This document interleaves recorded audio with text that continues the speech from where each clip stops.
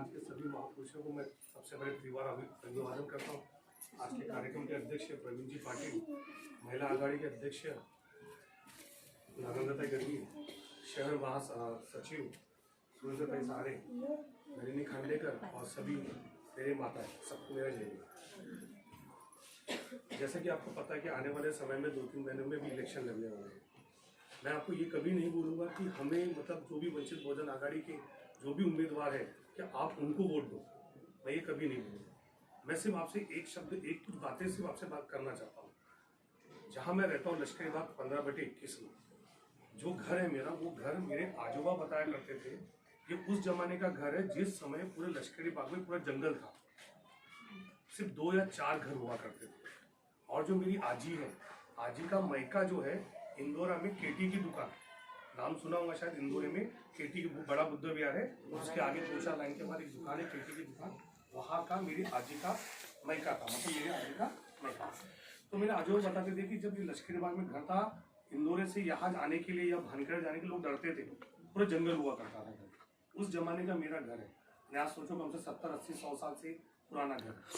इतना पुराना घर रहने के बाद भी, इवन वही घर क्यों, आज इतने बड़े बड़े घर बन गए अपने सबके, बट आज भी हम इस घर के मालक नहीं है। ये आपको मैं समझाने की कोशिश कर रहा हूँ, क्योंकि आज हम लोग किराया देते हैं, नजुल को भी किराया देते हैं और कारपोरेशन को भी किराया देते हैं। आज भी हम इसके मालक हक नहीं है हमारे पास।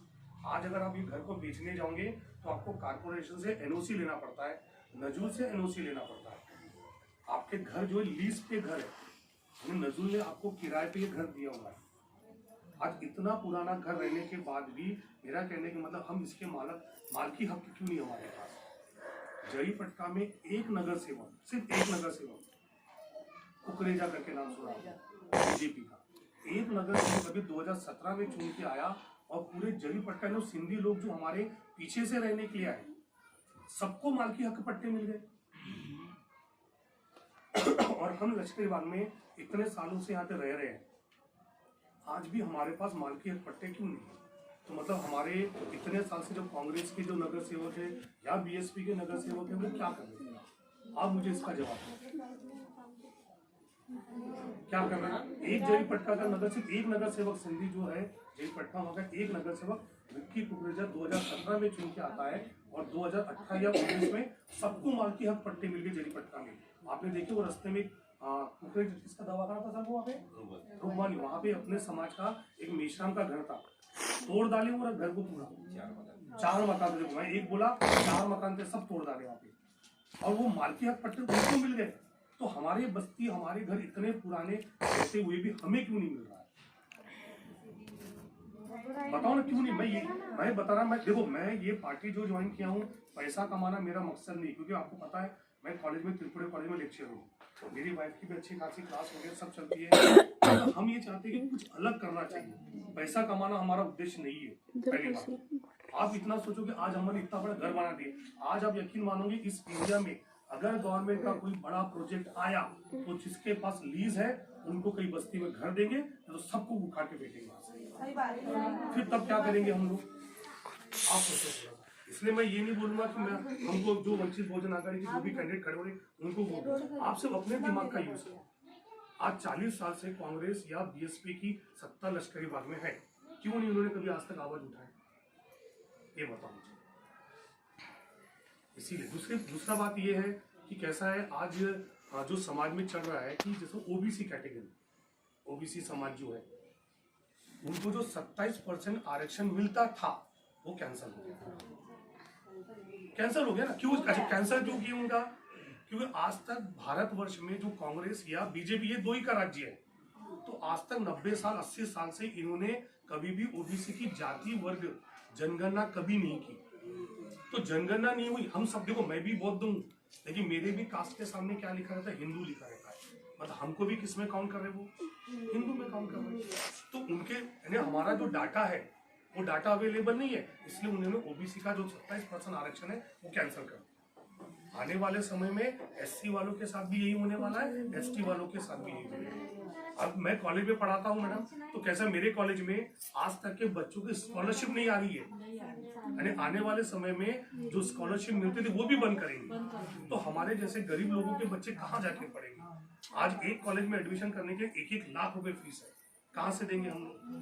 अगर हम अभी थोड़ा सा कुछ नहीं कर पाएंगे ना, तो आने वाला समय बहुत बेकार है। तो इसके लिए आप जो पेंशन भी बंद कर दो, अब मुझे आप बताओ ना, फिर अभी आप कैसे करोगे? फिर अभी आप आज अगर हम समाज के थोड़ा सा विचार नहीं करेंगे तो फिर आने वाला समय, और मैं ये क्लियर बता रहा हूँ, अगर मेरे बोलो या मेरे पार्टी के जो भी हम लोग खड़े होंगे उम्मीदवार, मैं 2 चीज तो कभी भूल के नहीं करूंगा, दारू और मटन, ये तो मैं दूंगा नहीं करूंगा, क्योंकि ये दारू मटन जो है ये अपने समाज के लोगों को बिगड़ाने का काम कर रहा है। लोगों अभी समय चालू गया इलेक्शन का, मैं आवड़े बाबू चौक में देखता हूँ हर संडे के दिन बस खड़ी रहती है, एक पार्टी वाला बढ़िया बस में बिठाता लड़कों लोगों को जेंट्स लोगों को, और लेके चला पिकनिक के नाम पे दारू और मटन, बस यही चीज है। तो ये हमारे समाज को इन लोग यही समझ के रखे, ये समाज ऐसा ही है, इनको दारू दो और मटन दो, बस खुश हो जाता है। तो आज आपको परिवर्तन के लिए आपको खड़े होना है, अगर आप थोड़ा सा सोचोगे तभी कुछ एक अलग आपको मिलने वाला है, और नहीं तो फिर वही होगा, आप किसी को भी खड़े कर दोगे जीत जाएगा वो, और 5 साल के हम उसके, अरे सोचो हम लोग, हमारे घर में बच्चे पढ़े, हम पढ़े लिखे, और हम साइन लेने किसके पास जा रहे हैं? कोई अनपढ़ गवार के पास। ये आपको तो अच्छा लगता है क्या? बताओ। ये थोड़ा सा, क्योंकि मेरे को इस बात की तकलीफ हो रही है कि मेरा घर इतना पुराना रहने के बाद भी आज मेरे पास लीज है, यानी हम नजूर को भी टैक्स भर रहे हैं और कारपोरेशन भी टैक्स भर रहे हैं, मालक आप लोग उस घर के मालक नहीं है। तो इस बात पे थोड़ा सा विचार करो, बस इतना बोलते मैं अपने 2 शब्द बोलता हूँ।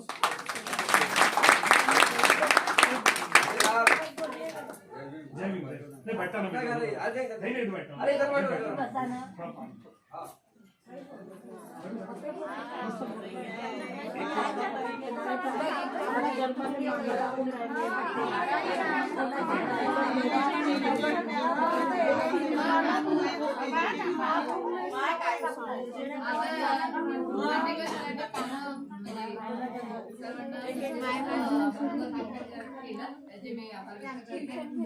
नागपूर शहराच्या अध्यक्ष नालाजाताई गणवीर ते आपल्याला तसंच मार्गदर्शन करतील अशी मी त्यांना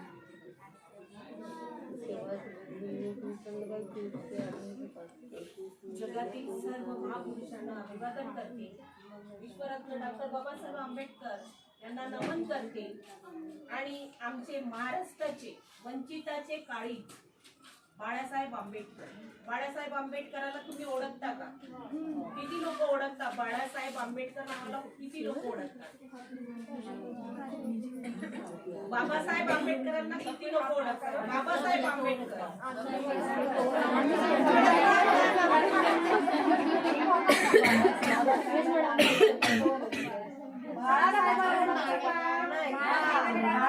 नातू आहे, तर आपल्याला हेच माहित नाही की बाबासाहेबांना मुलं होते की नाही, त्यांना पत्नी होती की नाही, की त्यांना मग पत्नी होती तर मग त्यांना लेकर झाले की नाही, आणि मग त्यांचे मुलं झाले तर मग त्यांचे कोणी जिवंत आहेत की नाही, है की नाही?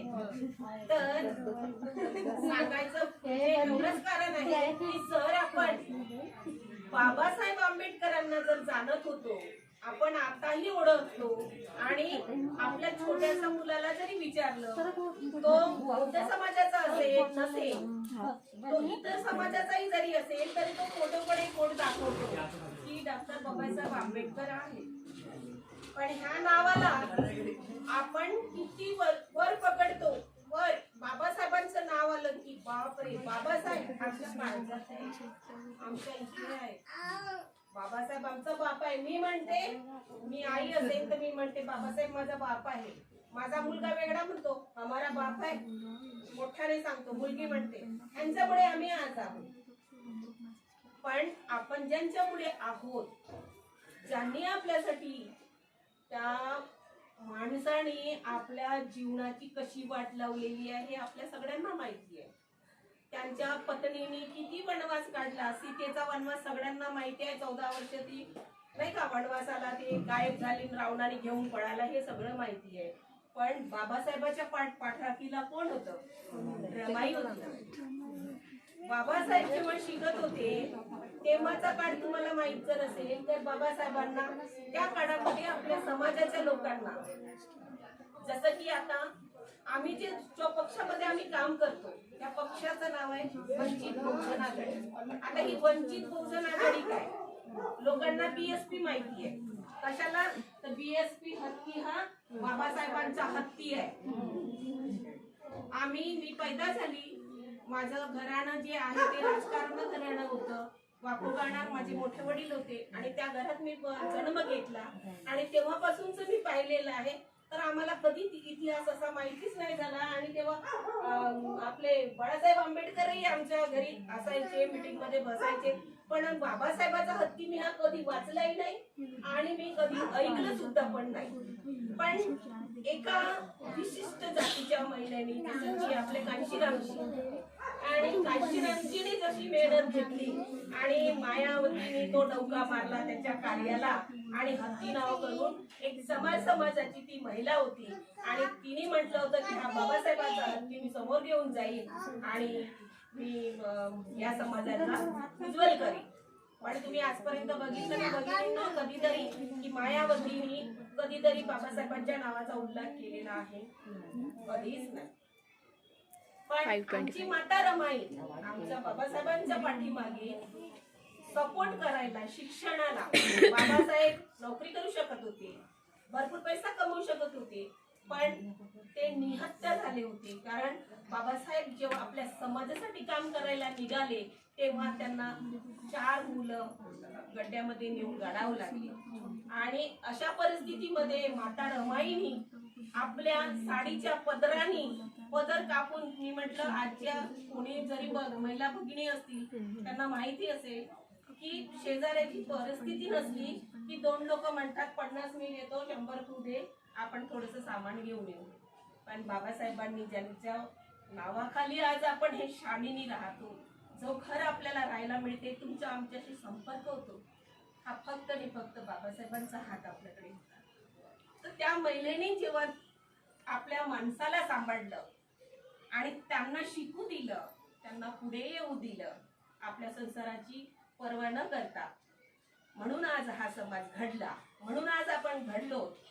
अशा व्यक्तीच्या एक वाली, एक कार्यकर्ता म्हणून 40-45 वर्षापासून बाळासाहेब आंबेडकर 18 पगड जाती. आता तुम्हाला माहिती आहे तेली, कुणबी, माळी, सिपर, हे ते मांग, मोतर असं आपण सगळं म्हणतो.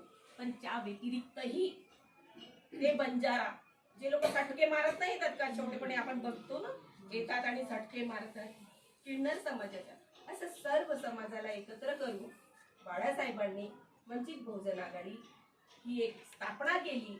आणि त्याच्यातून त्यांचा एकच अजेंडा आहे बाळासाहेबांचा, की तुम्ही आता जे मनात विचार करून बसलात की आम्हाला नोकरी लागेल का, आमचं ते काम होईल का, अरे पण तुम्हाला बुद्धीच नाही राहणार, तुम्हाला काही येतच नाही, शिक्षणच तुम्ही घेणार नाही, तर तुम्हाला काय माहिती. आता खांडेकर साहेबांनी सांगितलं की आपण भाड्याने राहतो, तुम्हाला माहिती आहे की आपण नोजलचंही भरतो, टॅक्सही भरतो, सगळं भरतो, पण तरी आपण हे माझं घर, अहो पण तुम्हाला ते किरायानेच आणा, तुम्ही आजही तुमच्या नावावर ते झालेलं नाहीये, तुम्हाला ते चुकतच करावं लागते.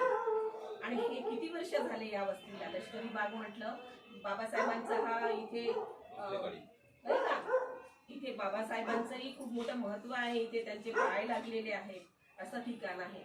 तर मला एवढंच सांगायचं आहे की जर वंचितचा जो अजेंडा आम्ही घेतलेला आहे, वंचित बहुजन आघाडी, आमचं सगळ्यांचं म्हणणं आहे की केजी ते पीजी पर्यंतचं शिक्षण हे सर्व सामान्य जनतेला, तो जाती समाजाचा असं नसून तो मुक्त मिळायला पाहिजे. सगळ्यात आधी की हा मुलगा शिकेल, याला डोक्यामध्ये बुद्धी जाईल, हा शिकेल, हा वाढेल. आणि हा शिकणारच नाही तर याला काय कळणार, समाज काय कळणार. जोपर्यंत आपण आपल्या शिक्षणाची उंची वाढवणार नाही, आपण लोकांमध्ये जाणार नाही, तोपर्यंत आपल्याला कळणार नाही. आणि राहिली गोष्ट आता की येणारं आता जे वातावरण आहे ते निवडणुकांचं आहे नाही का. आता आपण ह्या लोकांनी सगळ्यांनी म्हटलेलं आहे, माझ्या सर्व कार्यकर्त्यांनी, की आमचा अजेंडा आता तो नाही की तुम्ही आम्हाला मत द्या, पण मी भगिनींना तुम्हाला म्हणेन की तुम्हाला आज विचार करण्याची बाब आहे. कारण तुम्ही आजपर्यंत मतदान केलं, कोणाला कोणाला कुठतरी केलंच असेल, कुणाला नाही कुणाला तुम्ही दिलंच असेल. दिलं की नाही दिलं? कोणी दिली तुम्हाला नोकरी? आले तर त्याच्यानंतर कोणी विचारायला, उलट तुम्हालाच उत्साह, मी त्याला दिलं पैसेवाला आला, चालू आहे तिथे जाऊ दे, तिथं ढोल वाजत नाही का. तर हा आपला उत्साह आहे, त्याच्यात आपलं बेनिफिट काय राहते. पण माझी विनंती राहील तुम्हाला की तुम्ही आजपर्यंत दिलं, ज्याला दिलं तुम्ही दिलं असेल, मी तुम्हाला आता विनंती करेन, हात जोडून विनंती करेन की इथे असणारा आपल्या जवळचा, आपल्या शेजारचा व्यक्ती, आपण त्याला त्याच्या दारात जाऊ शकतो, त्याला दोन शब्द बोलू शकतो, त्याच्यावर आपण हक्क गाजवू शकतो. तर आपल्या शेजाऱ्याला न विचारता आपण जो कॅन्डिडेट आम्ही वंचित बहुजन आघाडीचा देणार, तिथे त्या व्यक्तीला तुम्हाला निवडून आणायचं आहे, ही तुमची जबाबदारी राहील. जर तुम्ही आम्हाला सपोर्ट केला, तुम्ही आपल्या समाजाला सपोर्ट करताय, तुम्ही तुमच्या घराला उज्ज्वल करत आहात, तुम्ही तुमची स्वतःची उन्नती करत आहात. कारण तुम्ही इथे राहणार, मी पण इथेच राहणार आहे. उद्या तुम्ही आम्हाला म्हणू शकता की तुम्ही आता जसं साहेबांनी बोलले की मी तुम्हाला आता उदाहरण देतो, त्यांनी जे उदाहरण दिले तुम्ही त्यांना बोलू शकता, म्हणू शकता. आपण काही बाहेरचे नाहीये आणि आपण एक सामान्य स्तरावरचे लोक, खूप हाय फाय नाहीये की कोणी बॅरिस्टर आहे बा, की खूप मोठा कोणी हे आहे. तर माझं एवढं म्हणणं आहे की बा तुम्ही आपल्या समजेला समजून जा. बघा, आज परंपरेनुसार गांधी घराणं, इंदिरा गांधी, नेहरूजी झाले, गांधीजी झाले, चालू चालू चालू आता ते राहुल गांधीचं चालू आहे. अरे बाबासाहेबांनंतरची एक प्रतिमा जर तुमच्या समोर येत आहे, तुमच्या हक्काची, तुमच्यासाठी लढण्याची, ज्याने कुर्बानी दिली पूर्ण आयुष्याची, अशा व्यक्तीसाठी जर तुम्ही आपलं एक मत देऊ शकत नाही, तुम्हाला जगण्याचाही अधिकार नाही. विचार करा तुम्ही थोड्या वेळासाठी की पोरगा भुकेला असेल तर आपण सटकन जातो दुसरीकडे. त्यावेळेचा वेळ होता का ते गिलासभर पाणी तुम्हाला मिळत नव्हतं, तुम्ही अंगणातून जात असाल तर पाणी टाकलं जात होतं. तो समाज होता. मग आज जो आपल्याला अधिकार आहे, जो आपल्याला सन्मान मिळतो, तर माझी एवढीच विनंती राहील की तुम्हाला माझी रिक्वेस्ट आहे, हात जोडून विनंती आहे की जो कॅन्डिडेट आम्ही तुम्हाला देऊ त्याला निवडून आणण्याची जबाबदारी ही तुमची राहील. एवढंच बोलते आणि इथेच थांबते.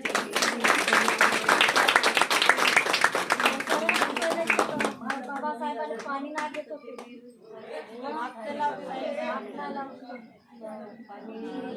एकदम छान मनोगत व्यक्त केलं. मला तरी वाटते की तुम्हाला तरी त्याच्यातून काही बोध घेण्यासारखं आहे आणि मी अशी अपेक्षा करते की तुम्ही त्याच्यातून काहीतरी बोध घ्याल आणि ज्या पण आता म्हणजे निवडणुका आहेत त्याच्यामध्ये तुम्ही स्वतःचा विचार करूनच मतदान करा, असं त्यांनी वाक्य व्यक्त केलं.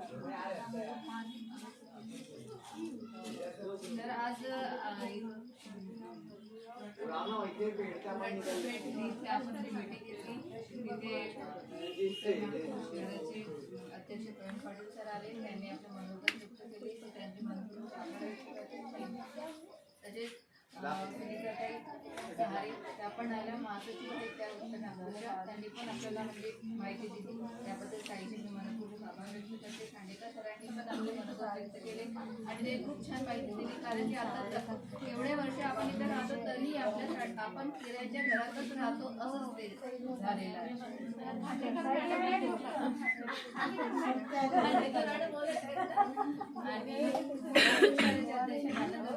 आणि सांगितलेलं आहे तर त्याच्यामधून पण आपण म्हणजे बोध घेऊ आणि आपण आपला विचार करू, असं म्हणजे मला तरी वाटतं. थँक्यू सर्वांनी नाश्ता करून द्यायचं आणि तोपर्यंत अजून काही समस्या असतील तर आमचे वरिष्ठ इथे आहेत. हो, आणि सर्वात अगोदर तुम्ही इथे आला, आपला वेळ दिला, मी तुमच्याशी बोलली आणि तुम्ही सर्वांना ऐकून घेतलं, म्हणून मी सर्वांचे हात जोडून आभार व्यक्त करते. मला हे सांगा, कोणी कोणी केली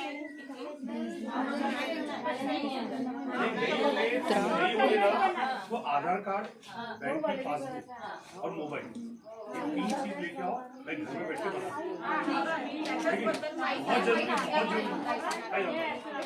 त्याच्याबद्दल तुम्हाला माहिती झाली आहे